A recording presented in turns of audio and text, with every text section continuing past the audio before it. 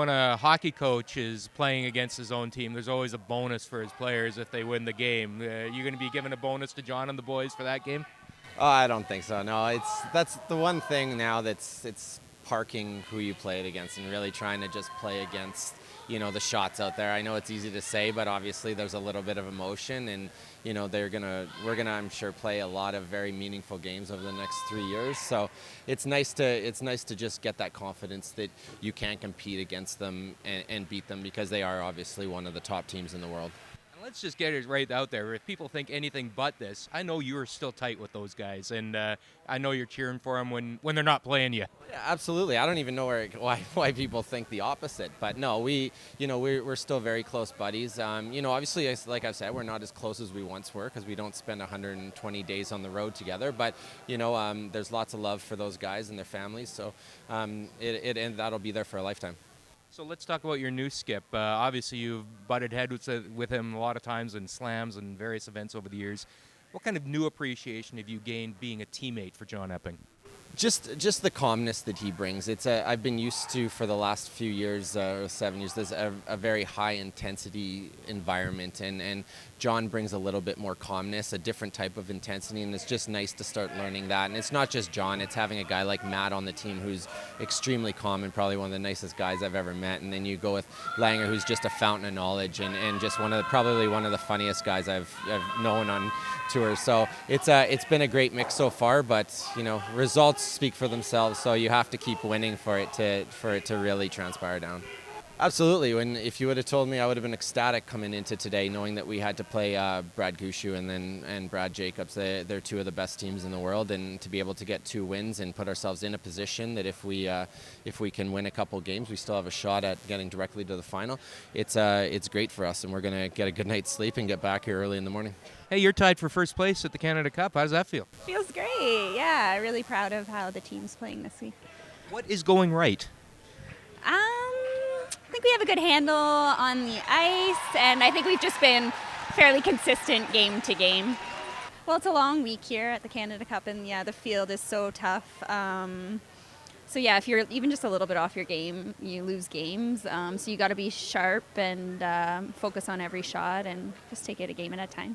And that 10-end game too. It's a grind, isn't it? You don't play them until you get to this event. How mentally exhausting is that? We're doing okay, but it is a bit different than the competitions we're used to at the 10 ends and the back-to-back games, but we're managing. Good practice for playdowns. Exactly. We'll take it. It wasn't pretty at times, but we found a way to get 2 Ws and get ourselves a little bit back into this event.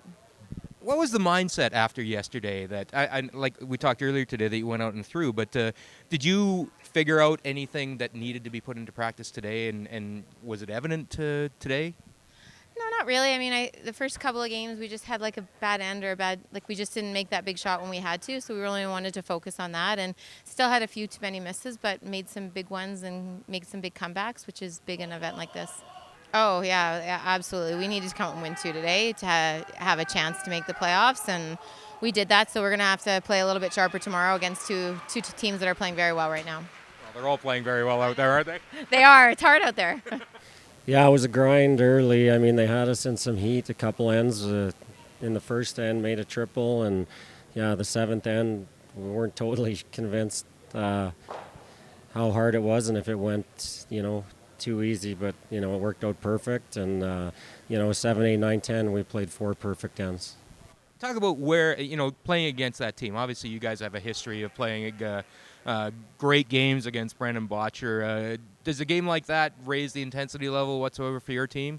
I think so. I mean, this is our biggest event of the year, and for some reason, we always seem to have real close games with them. I mean, it always comes down to last rock, it seems, and we seem to play them in a lot of big games. Obviously, Brier, Slam Finals, Canada Cup, Provincials. So knowing it was a big game, it felt good to come back, and, especially we didn't play that good this afternoon, and it was a disappointing loss the way it all went down, and so to bounce back and beat, he was undefeated, so that's, where I guess we're tied for the leading. Huh?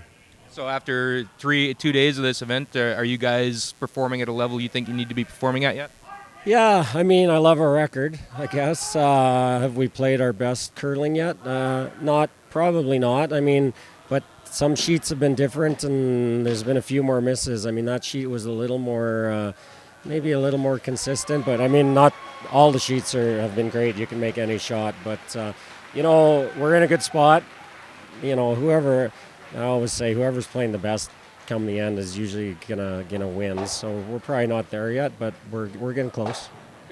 Yeah, we had our chance at 9, overswept both of my rocks, and could have put the game away there with a deuce or even a 3. And Glenn made a great shot on his last to force us and keep the game alive. And he had a shot to tie it up. Unfortunately, picked for him, but we still would have had hammer in the extra end. So it was a good game. It was a grind.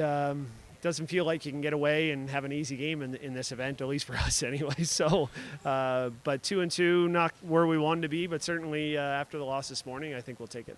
Oh yeah, with 2-2, you still got a chance. 1-3, I guess you still have an outside chance. You'd have to win both and then hope for tiebreakers. At least with 2-2, if we win both our games tomorrow, we should have something. Unfortunately, we got 2 really tough teams. So, but everybody else at 2-2 in this event is saying the same thing. So, you just got to go out and play well, give yourself a chance, and see what happens. It hasn't come easy at this event. Is there one thing you can put your finger on why, other than you're playing really good teams? You know what? The rocks in 2 games really got me. I had a hard time finding a set that was matched. And when I find good rocks, I play good. And I played good tonight, had 2 set of good stones. I played good against Dunstone, had a good set of stones. But I went through 4 sets in our first game against Botcher and never found a match. And then again against John, I struggled to find 2 that were close. So rocks are a little different. They're a different set than we normally use. And we don't have a good book on them, and there's some different ones. So I hope we go back to the other set. Memo to Danny. Yeah, they're not as good, in my opinion. You might get a differing opinion from other teams, but there's some variance, a large variance in some of the rocks.